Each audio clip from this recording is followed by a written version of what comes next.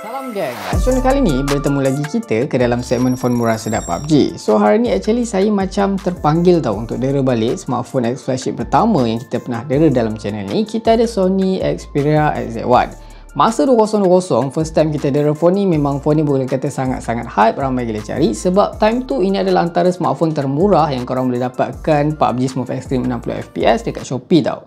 So, sekarang saya perasan dah lagi murah. Korang boleh dapatkan phone ni lebih kurang dalam starting price 200 sampai 200.5 macam gitu je tau. So, adakah phone ni masih ok untuk dibeli pada tahun 2022 ni? Masih relevan ke tidak? So, kalau korang nak tahu, jom kita mulakan racun sekarang.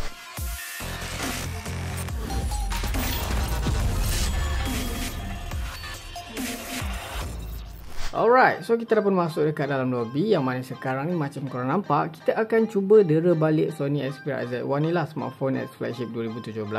Yang mana before ni kita dah pernah dera phone ni tau. Tapi sekarang saya akan dera balik sebab macam korang tahu, harga phone ni dah murah tau dekat Shopee. Dalam 200 lebih macam tu, korang dah boleh PUBG dengan setting grafik Smooth Extreme 60fps. Before kita start, jom kita tengok dulu setting kewajipan. Untuk bateri sekarang dah penuh 100%. Kita game ni pakai data bukan wifi. Untuk brightness dekat sini saya dah setkan yang paling tinggi, dan auto brightness pun saya dah offkan. Untuk setting lain yang tak perlu ni saya dah pun offkan. Untuk unit ada dekat tangan saya sekarang ni version 4GB RAM, dan untuk features gaming phone ni pun ada. Korang nak aktifkan tu just masuk dekat dalam Xperia dekat sini, dan korang boleh aktifkan dekat Xperia Action lah. Dalam case ni saya dah pun aktifkan, so kita akan buang, kita tinggalkan PUBG Mobile saja untuk dapatkan performance yang lebih lancar. So macam mana pula dari segi grafik kan? Macam korang tahu, phone ni dikuasakan chipset Snapdragon 835, which is masih support lagi lah Smooth Extreme 60fps.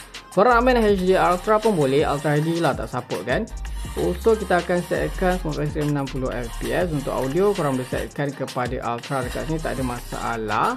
Alright, so kalau korang dah ready, saya akan cabut port USB di bahagian bawah ni geng.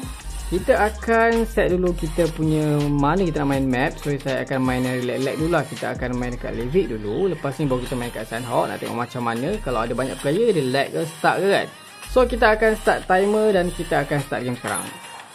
Alright, so kita dah pun ada dekat Spawn Island. Dekat sini memang terasa macam agak stuttering, FPS drop sebab banyak player. Dimasuk pun boleh kata macam dalam 40 second something. Kalau dari segi spek highlight yang ada dekat phone ni, macam korang tahu kan, phone ni screen tu bersaiz 5.2 inci. Dia pakai resolusi Full HD+. Even dia pakai IPS LCD, tapi dia punya quality memang cun lah sebab dia pakai teknologi yang ada dekat TV diorang tu, dia bubur dekat screen.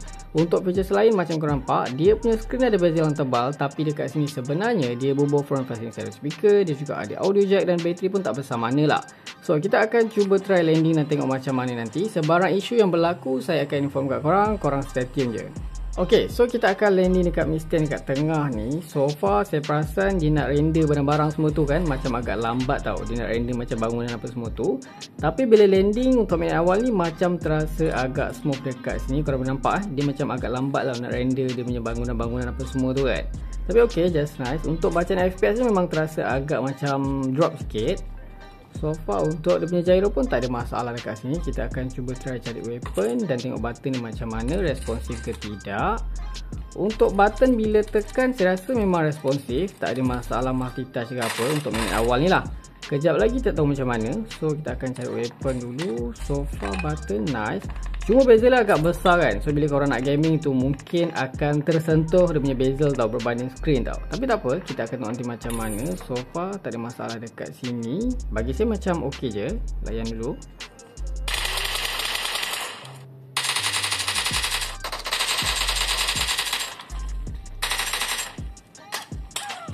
So far kita dapat PUBG lebih kurang 17 minit dalam keadaan aircon terpasang, dan kita menggunakan setting grafik Smooth Extreme 60fps dekat sini. Yang mana untuk minit awal ni kita akan cuba cek dulu berapa dia punya bacaan suhu. Kalau di bahagian hadapan ni paling tinggi kita dapat dekat sini sekitar 39 darjah Celsius. Kalau di bahagian belakang rasanya tak panas mana lah. Kita akan cuba cek juga dekat sini. Paling tinggi kita dapat sekitar 36-37 sahaja. Kalau segi dia punya performance tu macam korang nampak lah, memang ada terasa frame drop, stuttering, lagging. So tak apa, kita akan cuba teruskan. Kita akan try main lagi sejam tengok macam mana. So kita akan cuba landing tempat banyak player dekat Sandhawk dekat sini. So let's start. Kita akan landing dekat bootcamp sekarang. So far macam korang nampak lah dah banyak player landing. So dekat sini memang terasa macam agak stuttering, frame drop. Tapi kita akan cuba juga landing dekat tengah ni nak tengok macam mana. So kita akan landing sekarang. So far dah ada enemy dah tu, dah war. So bila jatuh tu macam okay, just nice. Agak macam okay, cuma dia macam nak render barang-barang bangunan tu agak lambat. So dekat sini saya rasa frame drop yang agak teruk bila banyak player dalam satu masa. Okay, kita cari weapon dulu. So far dari weapon.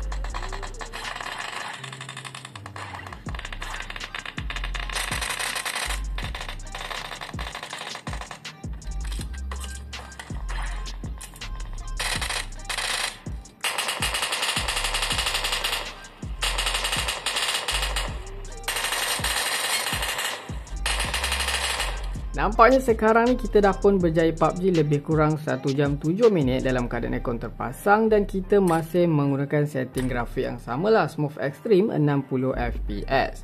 So sekarang ni kan kalau dari segi bateri tinggal 71%. Untuk bacaan suhu saya perasan dia lebih panas di bahagian depan lah berbanding di bahagian belakang, dan dia akan panas tu biasanya di bahagian bawah tau. So kita akan cek pakai highlight kita. Dekat sini paling tinggi kita dapat sekitar 44 ke 45 darjah Celsius. Tapi apa yang bagus dekat sini, walaupun suhu meningkat sampai 45, macam korang nampak lah dia still playable. Frame drop stuttering tu ada, tapi start and teruk tu tak ada tau. Cuma kalau macam korang landing tempat banyak sangat player dalam satu masa, macam dekat bootcamp ke apa, memang korang akan terasa stuttering ataupun start yang agak teruk lah kat situ. Untuk isu lain macam gyro ok, button responsive, multitouch pun ok, ghost touch tak ada. Untuk punya swipe sensitivity, bila korang ke kanan ke kiri pun tak ada delay.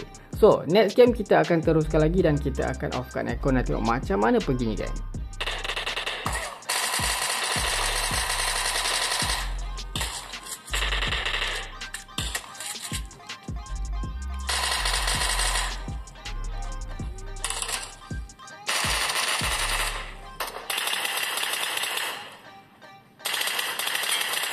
So far saya dapat PUBG lebih kurang 41 minit lah dalam keadaan aircon kita tak pasang. Yang mana sekarang ni memang saya terasa body phone yang agak panas.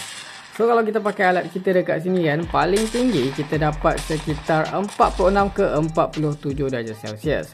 Dia punya prestasi dekat sini macam korang nampak lah kan, walaupun suhu meningkat, dia macam tak adalah start-start yang teruk tau. Dia still ada frame drop, still stuttering, tapi korang still boleh lah nak rush enemy, boleh lah macam nak by one tau. Kalau macam satu squad memang tak boleh, memang akan ada start yang teruk. So tak apa, kita akan cuba try lagi. Tapi saya lebih prefer korang main dalam keadaan korang onkan aircon ke ada kipas kan. Bila phone ni sejuk, barulah performance dia tu lebih sedap lah orang cakap.